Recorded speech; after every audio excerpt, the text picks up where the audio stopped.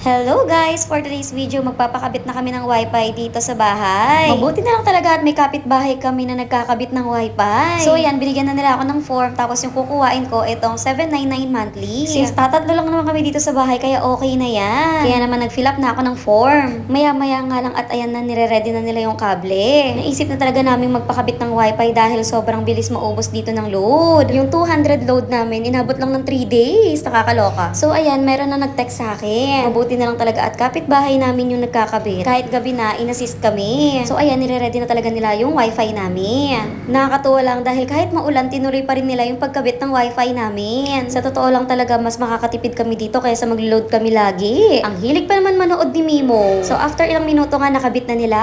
O diba, ang bilis lang. So dyan ko talaga pinalagay yung wifi para malapit lang talaga sa saksakan namin. So ayan na, nakakonect na tayo sa Mimo's wifi. At syempre, i-connect din namin dito sa may TV. Kaya naman